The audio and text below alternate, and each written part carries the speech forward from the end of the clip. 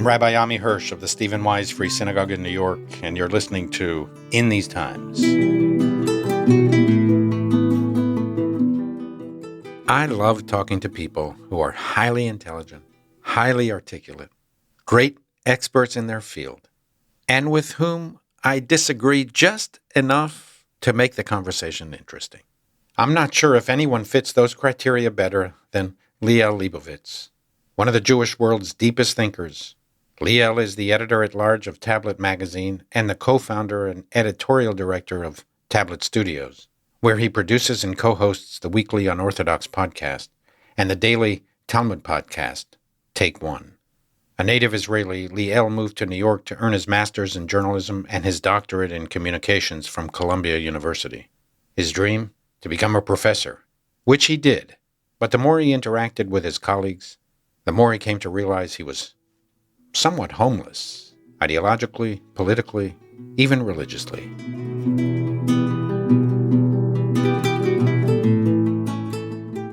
Liel, my friend and teacher, it's such an honor and a joy to have you join me on the podcast today. Welcome to In These Times. Rabbeinu, what a pleasure. Thank you, as always, for having me. Liel, I want to get into really substantive issues with you. You're one of the most lucid and prolific commentators in the Jewish world, and I often nod vigorously in agreement with what you write. Sometimes I disagree, and I want to get into some of that. But beforehand, you have this fascinating background. You were born in Tel Aviv, you lived in Israel for a long time, and you have a unique family experience that I don't think a lot of people know, and it's really fascinating. So could you share a little bit of that before we get into the actual issues? Absolutely. So I am a ninth-generation Israeli, and my father is the oldest son of sort of one of the most prominent families in Israel. So I grew up in this very comfortable life in Herzliya Pituach, right on the beach.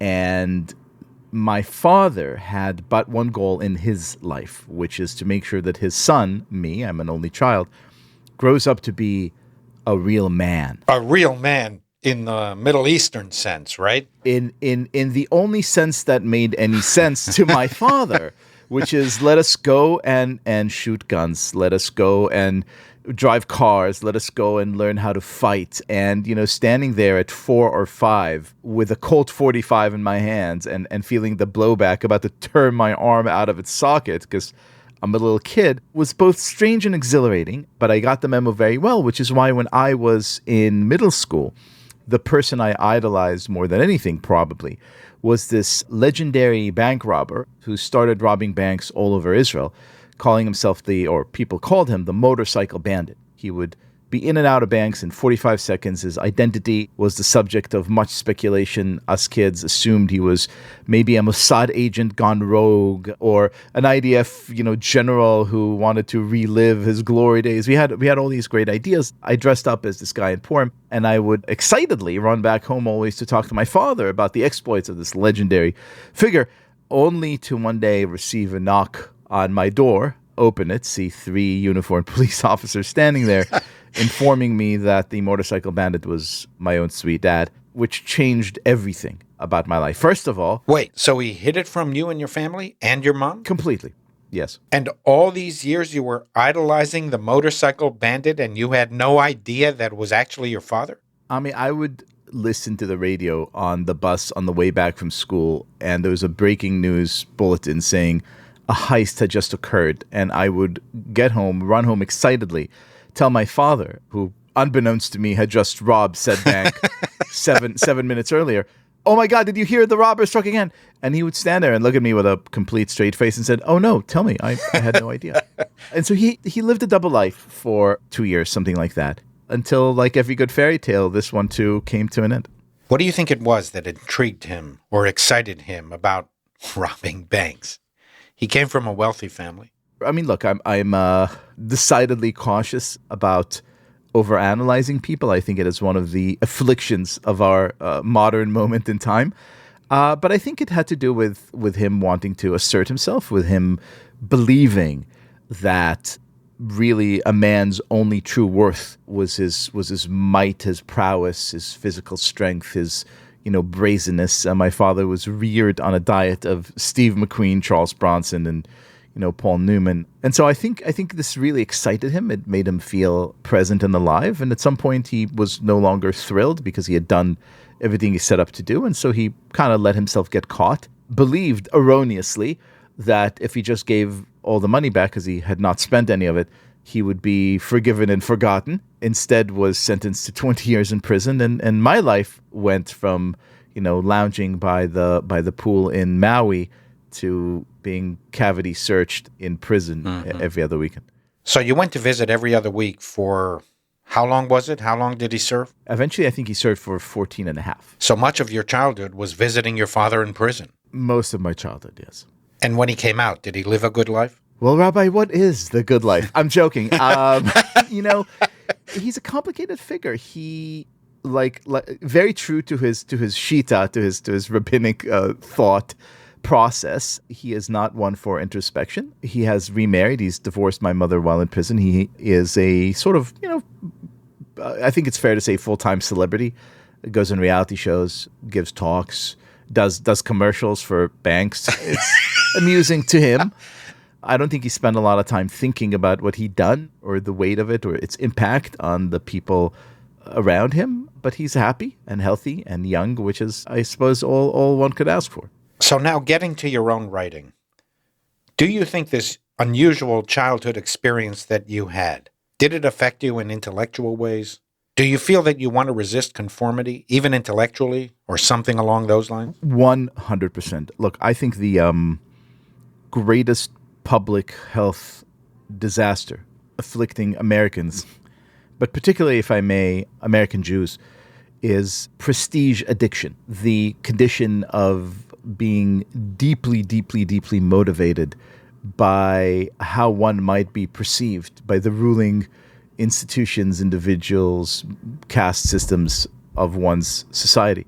Before my father was arrested, I was a member in good standing of this very, very privileged class. And all of a sudden, there you are in the very small waiting room of the prison in Ramla, and you're with very different people. And Ammi, it took me about 3 weeks to understand 100% these are my people, because Jews from Moses to Joey Ramon have always been outsiders. And I felt so much more comfortable standing shoulder to shoulder with people who didn't have any pretense, who had faith, who had the courage to go through life day by day, and who were just looking at society from the outside in.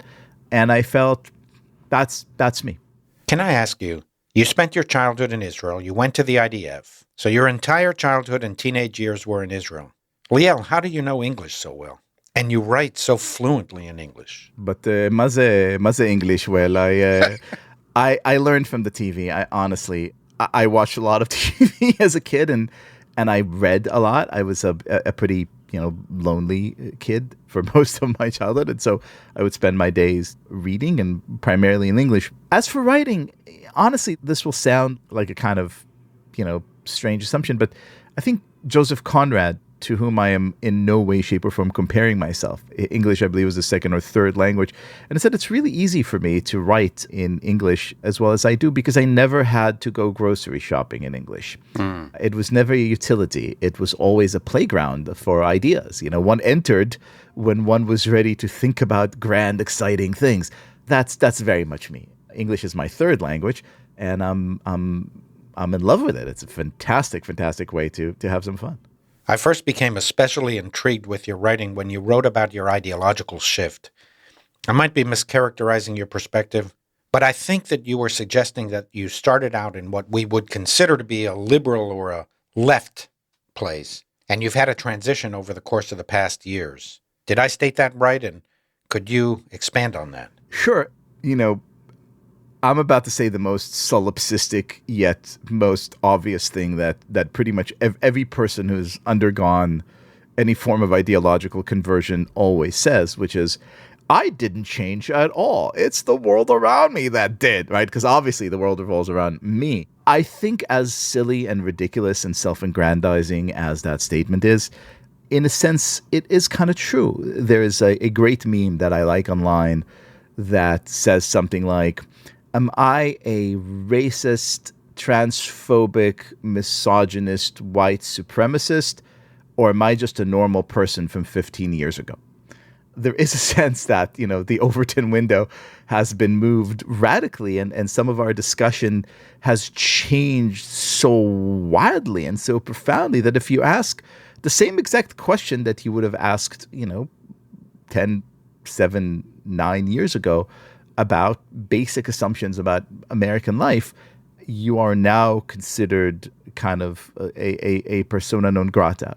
I grew up, very much on the Israeli left, spent much of my childhood rallying, for lack of a better word, for peace. I was just about to go into the army when the Oslo Accords were signed. I then had the misfortune of living through some truly atrocious violence, Palestinian violence, that I saw unfold firsthand. That did not really mar my faith or my belief that this conflict would be resolved, nor did it change my core set of values and ideas. However, moving here and getting my PhD at Columbia University and then going into academia increasingly began to sort of immerse me in this kind of like strange, misty feeling that something's happening here and what it is ain't exactly clear, because all of a sudden, I would say things to my colleagues like, oh, you're starting an Israel discussion group. That's great. I have strong opinions. I served in the army. I'm an Israeli. I know a bunch. I'm, left in good standing.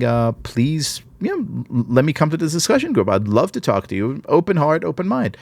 And I would hear things like, no, this is a closed group only for people who've already reached a certain conclusion. It's like, this is academia. It is supposed to be dedicated to the free and unfettered exchange of ideas. And the more I interacted with my colleagues, the more I understood it simply wasn't so. It was a closed, cultish morass of mutually accrediting mediocrities who are actually not at all interested in real discussion and real dialogue. That rang every single one of my alarm bells, especially given my own, background and my intolerance for elite groups pretending like their reality is the only feasible reality. And so it wasn't my conversion, quote unquote, my long journey into political homelessness didn't happen overnight. It wasn't an epiphany. It was years and years and years of trying to have really difficult conversations and finding people saying, I'm not interested in talking. I'm interested in you affirming what we all must believe to be liberals in good standing. Could you give us an example or two of specific issues? What do you mean by that? Look, I think examples abound. Let's have some fun and go to the most controversial among them. Here we are in the midst of COVID, and sane, informed people are asking questions and asking to look at data and are told by what appears more like inquisitors and much less like scientists that being a good person means obeying these rules. And you try to have conversations and you try to ask questions, as Tablet Magazine, for example, did early on, asking about the origins of the virus and the lab leak theory. That was immediately silenced as some kind of horrendous xenophobic attempt to portray the Chinese, et cetera, et cetera, et cetera. Of course, now we know that that was a very valid point of thinking. If you asked any questions about masks, you were immediately portrayed as, a crazed, rabid anti-vaxxer. If you showed the scientifically proven correct data that shows that children actually were done, a much greater harm was done by masking and isolating kids, social and physical damage, rather than these, precautions that were never really necessary, you were treated like some lunatic. There ought to have been, at the very least, a much freer debate. There ought to have been much more tolerance for good, well-meaning people who are looking at actual data, not, loonies, who wanted to have these conversations. And there wasn't, not in the Jewish community, not in any other community. And do you think that this phenomenon has intensified over the last 10 or 15 years? In other words, if the pandemic had erupted 15 or 20 years ago, would your critique, in this case of the response to COVID, would your critique have been different? And do you think society would have reacted differently? In other words, is it a sign of the times or just a general state of affairs of the human condition? Look, you hardly have to be a Marshall McLuhan to note that most major shifts, kind of epochal shifts in human history, occur shortly after there is a major change in the systems of communication, right? I think our internet technology, its ability to amplify a multitude of voices, its very particular economic structures and radical shifts in the balance of who controls access to what, all left us exceedingly vulnerable. I know Alana Newhouse commented on this earlier on this here podcast. You know, when the internet came along, and I'm old enough to remember life before it, we all thought we were getting email. That's Alana's line, right? We all thought like, oh, how great. Now, instead of sending a letter, we could send this great little thing and it will be in our mailboxes. And also maybe we could buy shoes and we won't have to go to the store and life would be grand. We made a very Faustian bargain. And as a result, we now have a society that is deeply fractured, that is steeped in a state of disbelief, that has unreal income inequality, that has created a, for lack of a better term, a blob in which financial interests, government interests, access to information, it's all part of the same sphere. And it is deeply disturbing, deeply unfree, and deeply unhuman. I was steeped and reared on liberal philosophy. And to me, at the center of liberal philosophy is tolerance, an intellectual tolerance and openness to intellectual pluralism and political pluralism. And I consider the mindset, the spirit of a liberal person to be that. But I find, especially in modern life, a lot of intolerance on both sides, on what we would characterize as the right and the left. Do you make, or can you help us understand the distinction between a liberal and a leftist? I really do mean it when I say that I find these distinctions between left, right, liberalism, progressivism, conservatism, etc., to be completely useless. I understand the historical role that they played, but to the extent that we are observing something completely new right now, you look at the map and you see people who voted for Barack Obama voting for Trump. You see Trump voters coming from the Bernie camp. Are they left? Are they right? And you're trying to figure what's going on. And I think what's going on, and forgive me for speaking in such centurion terms, I think what's going on is that we're living at the tail end of the Enlightenment. It is very difficult for human beings to imagine that historical eras end, especially the ones you live in right now. But if you look at any history book, you understand that these come in, 300 to 500 year increments, and then we move on to something else. And part of what that means is that this very delicate balance between traditionalism on the one hand, the traditional values, especially Christian values that have kept much of the West's worst instinct in check, and classical liberalism as we know it, the social contract idea that we have to trade away some of our rights for the benefit of some protection, that very, very delicate balance is what enabled us to thrive for 250 years at least, because we maintain a deep rootedness in our selves that always craved prayer, tribe, belief, these kind of like big, profound human needs on the one hand. And on the other, we had systems in place that kept our worst appetites, our worst biases at bay. That is all now over. Now, the question is, what replaces it? I have very strong faith, as I know you do, that this belief system of ours that has sustained us for a minute or two now, Judaism, that has seen an empire or six come and go, will continue to be as true, as nurturing, and as joyful in the future as it has been in the past. If I've shifted really towards anything, I've shifted much deeper into trusting and finding meaning and joy in Jewish life, which is neither left nor right. Is that new for you? Did you always have this attraction, this deep emotional resonance for Judaism and for our traditional and religious values?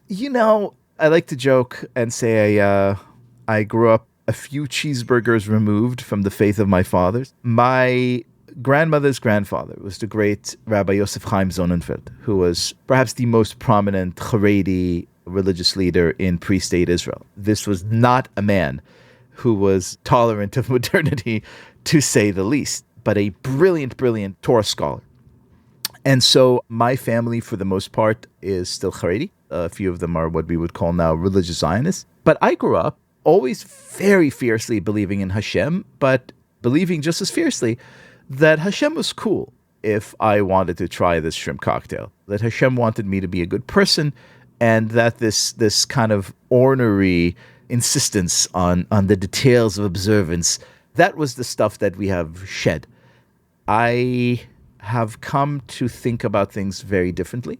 I've come to find personally a tremendous amount of wisdom and emotional succor in this idea that our practices, mystical and inexplicable as they may be, really do shape our souls. I started keeping kosher one day, 10 years ago.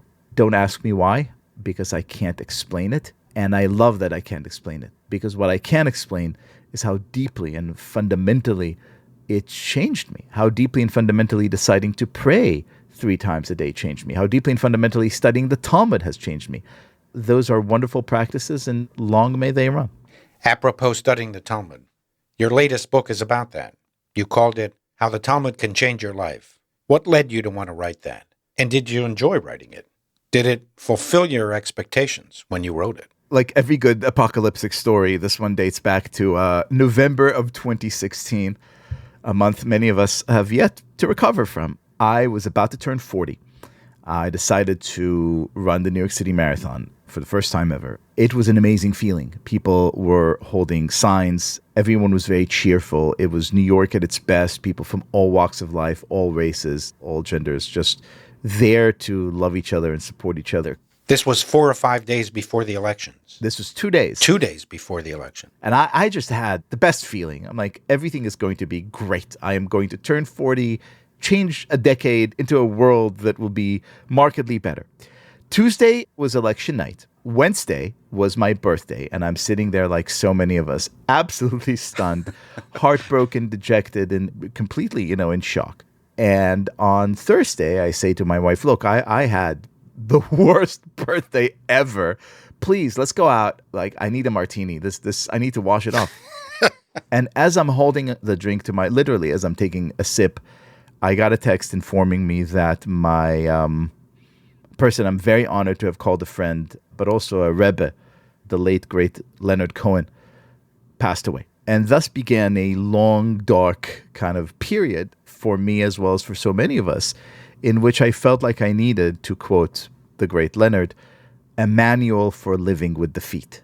And the Talmud, it took no time at all to realize, was precisely that.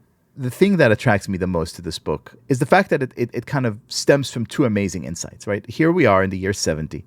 The temple was destroyed, which means that Judaism, as it was practiced for 586 years, which is not a short period of time, is now completely impossible because you can no longer go to the temple, offer sacrifice, etc. And so these rabbis are sitting there looking literally at a sort of like an end horizon type of event. And they have 2 unbelievable insights. The first is to take the religion and move it to a book. Now, that in of itself is an incredible insight, but the rabbis were even smarter than that. And they realized that if they simply just wrote down the rules, people would say a generation or 6 or 8 later, these rules no longer apply. We're moderns now. This is how they used to do it. That doesn't apply to us. And so rather than write down rules, they wrote down arguments. And to open the Talmud and find yourself smack in the middle of an amazing, lively conversation between brilliant, brilliant, brilliant ancestors and feel like there is no resolution, you're right in it, gave me a lot of strength to pick the pieces together and enjoy the wisdom the Talmud has to offer, for it touches on every realm of human life. And the discussion, the arguments, the debates, they extend over centuries. In other words, when you open a page of Talmud, you can jump right into a debate that's been going on for centuries on end. For centuries and centuries. And look, it truly is. I make this claim in the opening pages of my book. The Talmud is humanity's first and arguably best self-help book ever written. It has something to say on how to be a better husband or wife. It has something to say about how to grieve. It has something to say about your body. It has something to say about friendship. any form of human pursuit or experience or interest is right here for the taking. And it doesn't tell you what to think about these things. It tells you how to think about these things. It is incredibly precious. And sadly, due to the fact that it's 2,711 pages and often very convoluted in its structure, not many of us understand that this is our heritage and that this is a book to be wrestled with joyfully, not something to be abandoned for only the most pious and bearded among us. You're an astute observer of American society and of our political condition. You mentioned the elections of 2016 and your disorientation at the results. So it looks like the same person will be running again and gain the Republican nomination. Are you still in the same place politically as you were in 2016? How do you see the next year unfolding politically? I don't fully think of Donald Trump as a human being. I think of Donald Trump as a plague. I think he is a old-fashioned biblical plague. You know, Hashem used to convey his displeasure to us with things like frogs or hail. Now he sent us the demon emperor to teach us the error of our ways and force us to construct a better system, to approach things with more rigor, with more seriousness, with more compassion, with more heart, with more conviction and more commitment. We have clearly not learned our lesson yet. And so we are doomed to repeat it until we do. Now, you may look at it and say that's a very grim outlook. But I actually think that there is tremendous upside to all this, because I think the great shock of the last, X number of years since the 2016 election have sadly caused a lot of good, fine people to lose their goddamn minds.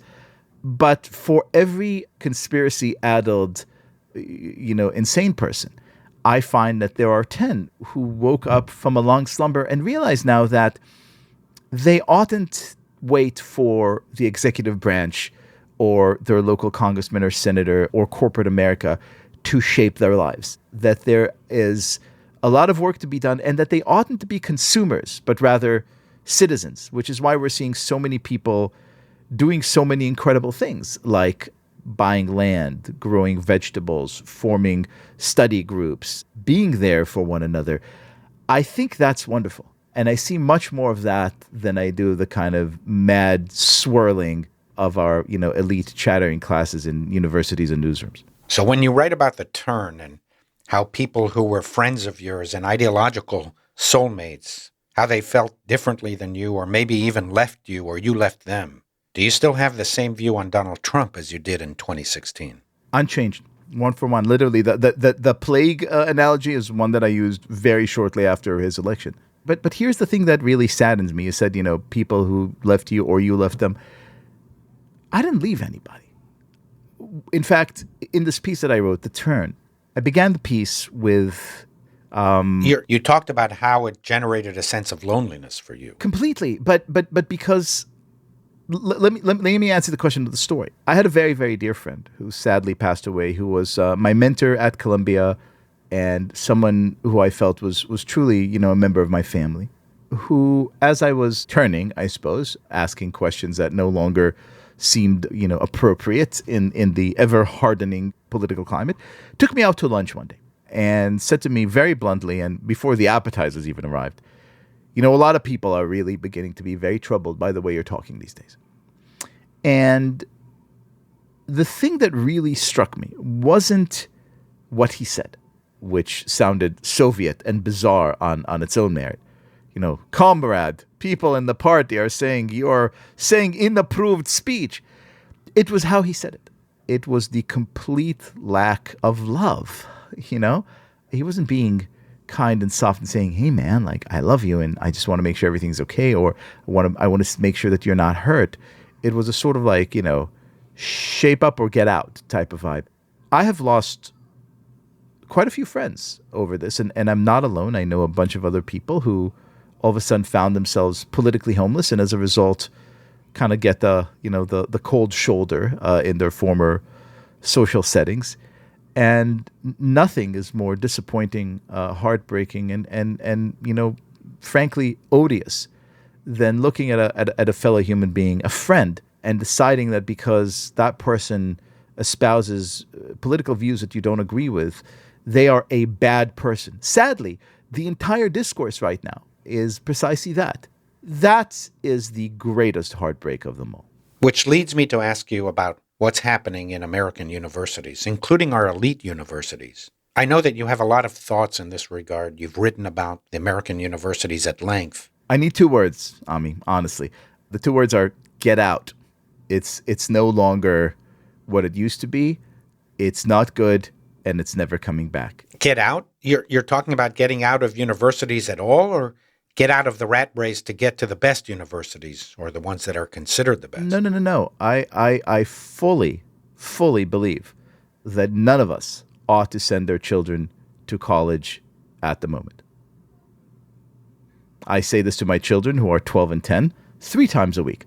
You are never going to college because American universities, and this is true pretty much across the board, from Harvard to Arizona State University, you will find little else but bands, as I said before, of mutually accrediting mediocrities who close ranks, who stifle any attempt at free speech, at divergent thought, at free and unfettered exploration, who are using their prestige not to educate but to indoctrinate, and furthermore, whose values are diametrically opposed to anything Jews of any stripe believe. College campuses right now are intolerant of faith. They're intolerant of any identity that is not in the kind of, pre-approved mosaic of identities that comprise so much of the current progressive left. And so to spend $250,000 or more to send your child to a morally and intellectually hostile environment is folly. The only explanation to do this, and this is the thing that I hear from parents increasingly, well, what do you want? But, Timmy needs a job. I understand. However, increasingly, we're seeing that even that is not true because, A, the quality of education that you get in universities increasingly decreases. The department I taught at NYU had something like 70% of all classes taught by adjuncts who earned something like $500 a class a semester. And second of all, much more importantly, our key industries are increasingly kind of glomming onto the fact that this liberal arts education that you and me and so many others so dearly revered actually is not a necessity for the digital economy, which is why Google and Facebook and Apple and all those great places where you really want to work and want your kids to work at no longer require college degrees. Let me press you on that, Liel. You have a bachelor's degree from Tel Aviv University and a master's and a PhD from Columbia. You're a PhD, leaving aside all of the politics. And it wasn't too long ago. You earned your PhD about what year? 2007. Okay, call it 16 and a half years ago. So aside from the political observations that you mentioned, which some people would disagree with, but even leaving aside that for argument's sake, do you think, Liel, that you would be the person you are now, in love with ideas, challenging, eloquent, capable of deep philosophical thought, had you not had a good high school education, elementary school education, but in particular a BA, a master's, and a PhD from an elite American university? You don't think you got anything from all of those years of study that made you a deeper person, a more intellectually mature person? I can make two arguments here, and I think both are partially true. The first is that I really was the last generation in the party. I was still privileged to study with a lot of the old guard, people who truly believed and were deeply committed to it. And again, remember, I dedicated my life to this. I mean, my life's dream was to be a professor, and then a terrible thing happened. It came true. I was really lucky to be there with people in an environment that still believed very fiercely, to stand up and say something, quote unquote, offensive, to try and ask, strange and uncustomary questions was the mark of a free and curious mind, not the mark of a partisan rebel who had to be eliminated. That is my first answer to this question. The second answer to this question, and I think the most important one, is that you made a really important distinction, perhaps without even noticing it in your question, between the institutions and the notion of education. I am 100% the product of the education that I was fortunate enough to receive. However, the education occurred on a multitude of levels, including, by the way, exposure to great books, which happened via all sorts of arrangements. And I want to make sure that I am understood, because my attitude to this question is not destructive and negative. It's tremendously hopeful and positive. I believe the current university system, which is a product of a very specific moment in time and a set of historical, socioeconomic constructs, is gone. But I think what will replace it will be a different take on education. Let me give you an example, which I find tremendously inspiring. Our Haredi brothers and sisters have this institution called the Kollel. It's an institution that selects the best and the brightest from every community, pays for their education, on the condition that they then, A, remain in the community rather than, kind of toddle off to some coastal city and no longer see themselves as tethered to their home. And B, most importantly, teach classes to the doctors and the dentists and the teachers who, at the end of the day, want to sit down and hear a little lesson about history or about religion or about what have you. Imagine a community that actually lives according to these values. Imagine, rather than sending your kid to Princeton or Yale or Harvard to be indoctrinated in a very monochromatic kind of ideological worldview, you would send your bright kid down the street to actually learn incredible things and then teach you and teach the community and have an institution that is truly a public university. There are amazing things to be done. But first, we have to cure ourselves of the prestige addiction. We have to cure ourselves of the thought that life would be over unless we would send our kids to school, that we won't have a good education unless we send our kids to university, that we won't get a job unless we send our kid to university. That is simply not true. I can tell you, Liel, from my own personal experience, I wouldn't have become the person I am in any way had I not gone to law school at the London School of Economics. It's the first time that I actually sat down and took any kind of higher education seriously. I mean, I got through high school. I was okay. I ended up with really good grades, but I wasn't serious. And then I had 3 years in the military in the IDF. And I ended up in London alone for the first time in my life. I was 21 years old. So I was a little older than my classmates. And I think, as you know, in Europe, you go straight to law school. It's an undergraduate degree. It's not like here. But I can tell you, it's been, call it 40 years. And I still remember those years as among the best of my life. It just changed me. It opened my eyes to ideas and to philosophy. And then after a few years, I went to rabbinical school. And there's no way I would have acquired what I have learned in terms of my approach to Judaism had it not been for rabbinical school. So I can tell you, for me, and then when it came to my daughter, I never would have contemplated not going to university. I do realize that there are many, many people who are not suitable for university. And today you can do a lot without a university degree. And I recognize the flaws and weaknesses in the higher educational system in the United States that you're describing and that you write about with great eloquence. Don't you have a little charity, at least, in your heart, in your prodigious mind? Not a little, a lot, the whole gamut.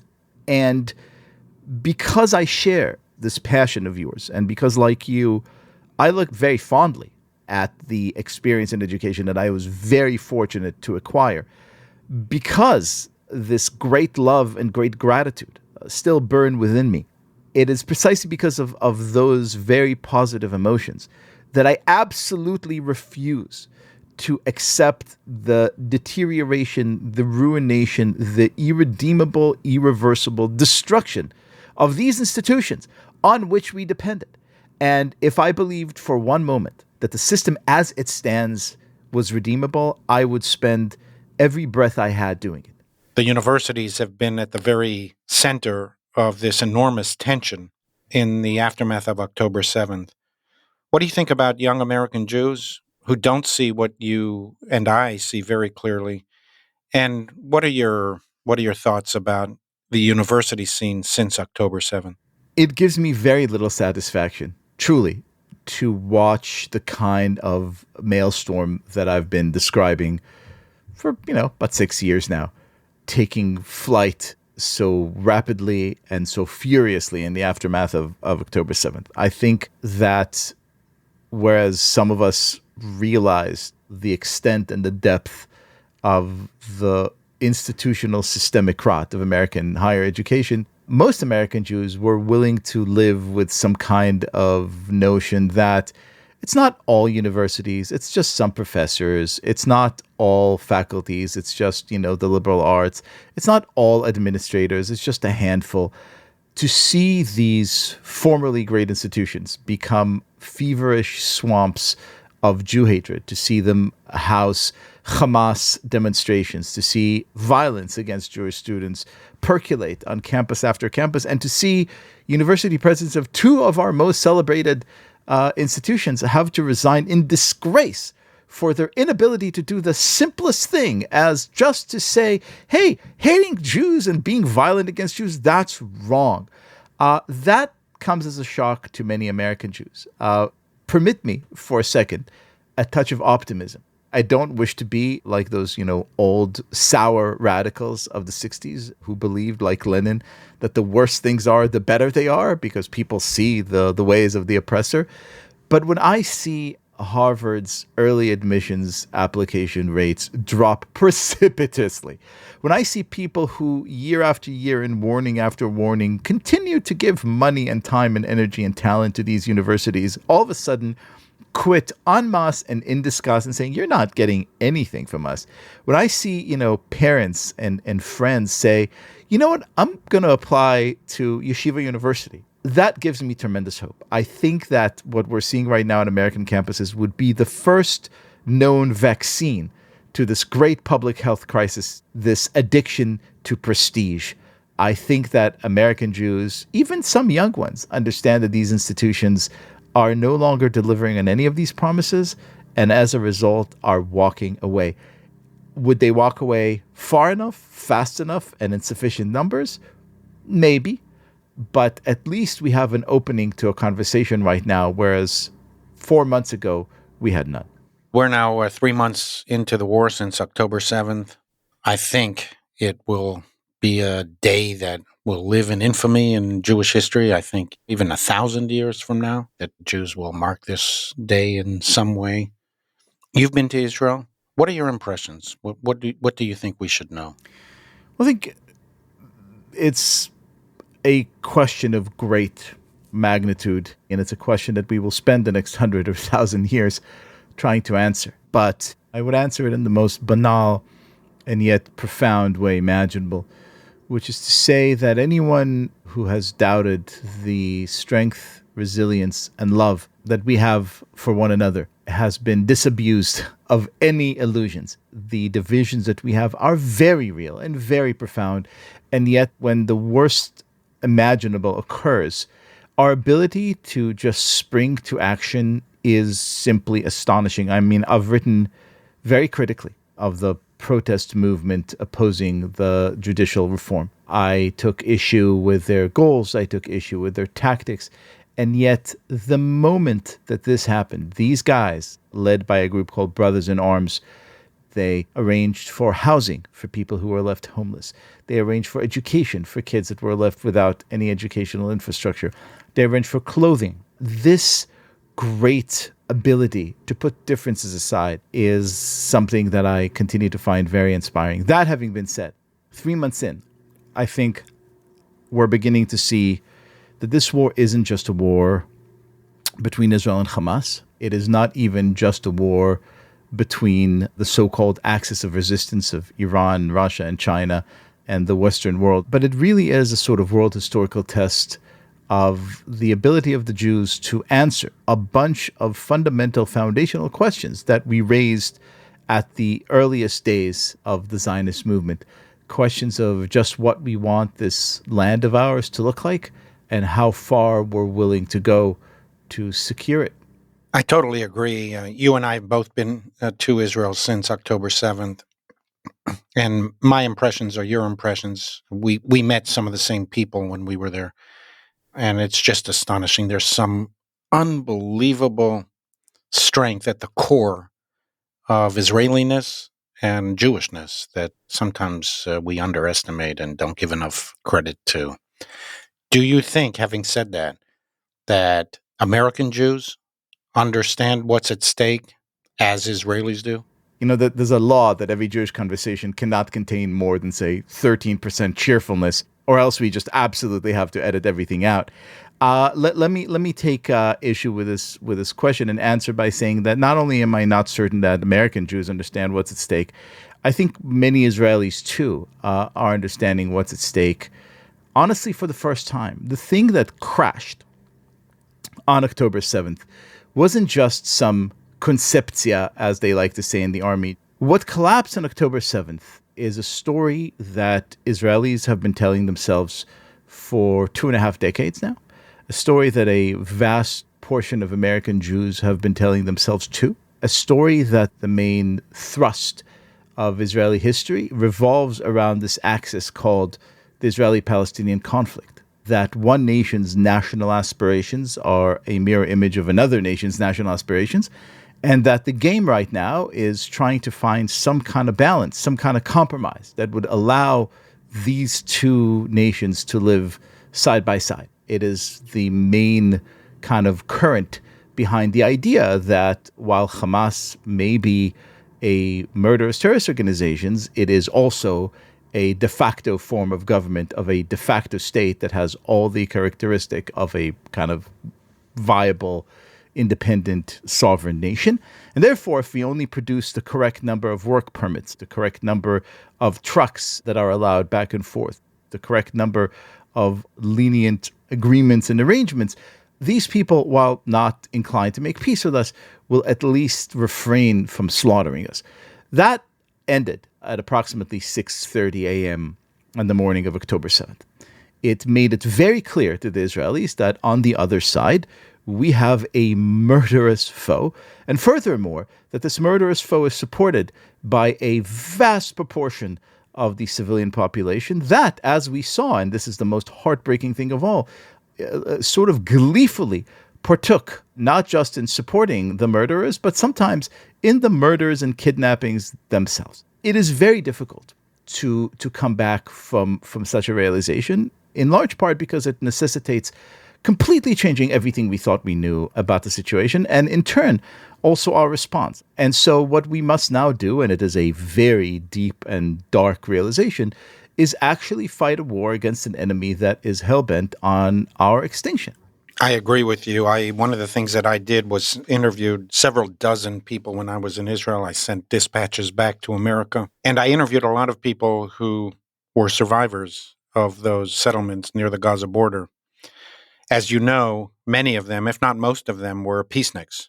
And to a person, practically, they described it with great pain, but with a new realization that they don't think that there can be the kind of peace that they expected with their Palestinian neighbors who live a kilometer away on the other side of the border. So that's another conception that collapsed to the extent that there was anything left of some kind of two-state solution in Israel, some kind of support of this type of coexistence with the Palestinians. That seemed to have collapsed, whether permanently or for a very long time. It's hard to say, but it's no longer part of the Israeli discussion, I don't think. Look, having been reared in the warm and I should say loving bosom of the Israeli peace movement, it's heartbreaking. It was perhaps the most saddening and crushing realization, walking the pathways of these kibbutzim and talking to these survivors as you had, and realize that so many of these attacks, of these horrendous massacres, were made possible by the fact that Palestinians who had worked in these communities for decades knew precisely where everyone lived, where the weapons were, what the routines were, the schedules were, delivered real detailed information that allowed these attacks to be so crushing. To hear these lovely humans living in the shadow of never-ending rocket barrages and yet thought that peace was possible, to hear them say things like, I don't believe it anymore and I'm going to get a gun, is truly a kind of shocking and deeply saddening recognition. On the other hand, one that is also sadly absolutely necessary. The question is, Can Israeli society as a whole, and even more intriguingly, can the American Jewish community support this? Can we support an Israel that stands up and does things that we view as harsh and even hopeless, declaring that there is no end in sight to this conflict, declaring that it now believes that the Palestinians actually don't want peaceful coexistence in nationhood. They just want us dead. And therefore, we have to recalibrate our aims. Can American Jews remain tethered to this Israel? And in a strange and kind of real disconcerting way, this brings us back to the earliest days of the Zionist movement, to these endless debates on what we are willing to do to have this dream of being Am Chofshi Be'artzenu, of a free people in our homeland. How far are we willing to go, and how great the price of maintaining our independence? Liel, here's my last question. Can you give to all of the listeners a message for the year, for our communal life in the United States? What should we be focusing on? What should we be developing to become better people? Look, I think the answer is really simple. I think it begins with the recognition that one can never actually be Jewish. One must always do Jewish. So my answer is very simple. Have faith, have fun, and do one more Jewish thing, one more mitzvah today than you did yesterday. I know it sounds very Chabad-like, but whatever rocks your boat. If you like reading books, pick up a copy of the Talmud or a very good new book about the Talmud.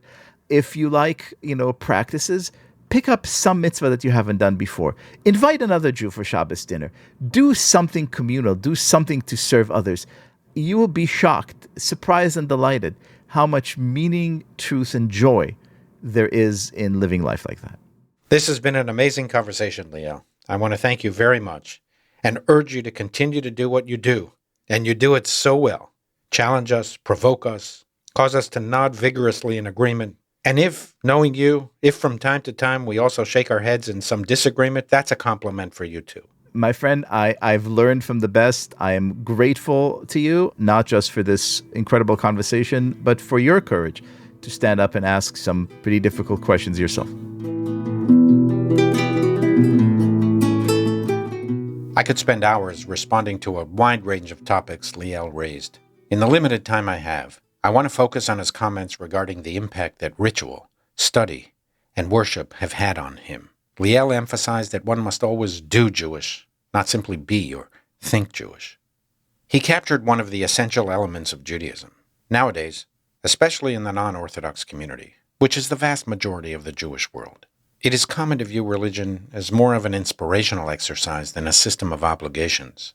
Compared to the Israelites, who were in awe of the 2 tablets of stone, revering and fearing their awesome power, modern people consider the 10 Commandments more like the 10 suggestions.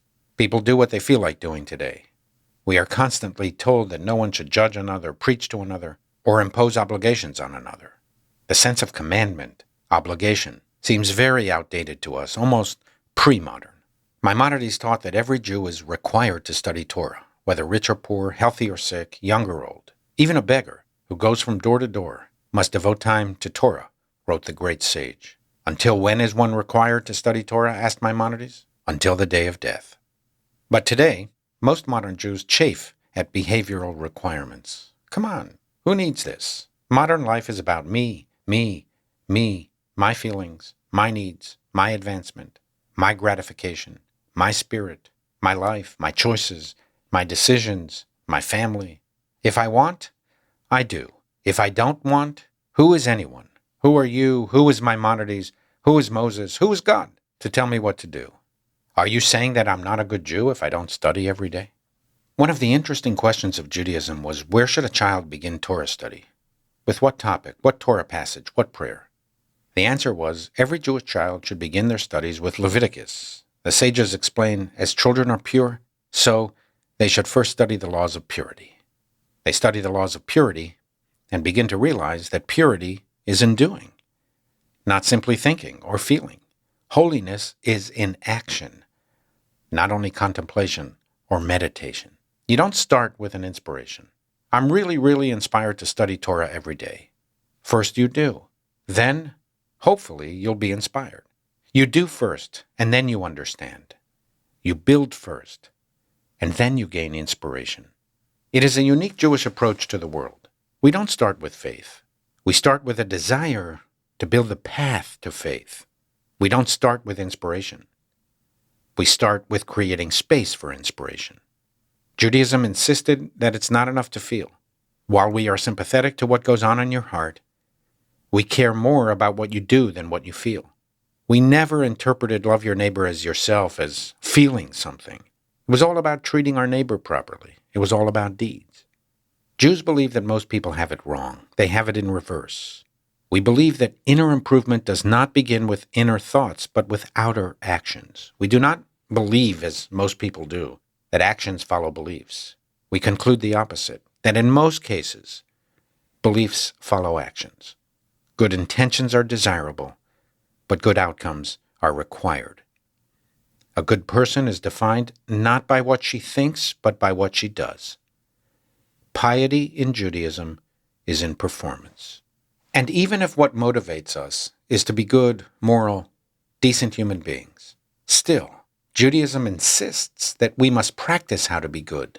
We must do morality, not merely think about it. Judaism asserts that in the real world, it is not altruism, but duty and habit that motivate most people. The word mitzvah in Hebrew does not simply mean a good deed if the Spirit moves you, but describes obligation, commandment, a sense of duty, an embrace of responsibility. It's not enough to feel. In truth, human beings have a limited capacity to feel the hardships of others. Millions of people die every year of poverty-related illnesses. Do we feel that as intensely as the death of our beloved pet? Our tradition insisted on performing acts of kindness, becoming accustomed, habituated to moral, magnanimous, and merciful deeds. They realized that the more we do, the more we accept the need for doing. Habits and routines influence philosophy. Jewish sages emphasized that what may have started out as an act without understanding, over time, generates understanding. The habit of giving charity eventually changes the way we feel about charity. In essence, rabbinical Judaism is concerned with behavior. The sages sought to adorn the few years of our lives with honor, meaning, and purpose. The rabbinic tradition's aim is to create a moral system of behavior that will allow us to derive as much meaning, enjoyment, empowerment, and accomplishment as possible. In Judaism, deeds count the most. Action is eloquence. So, as Liel said, don't just sit there. Do something Jewish. Study Torah. Worship. Light Shabbat candles. Say a prayer over wine and bread. Make sure your children watch you. Do acts of loving kindness. Join the centuries-old Jewish debates. Open a page of Talmud and jump right in. You'll enjoy it. Until next time, this is In These Times.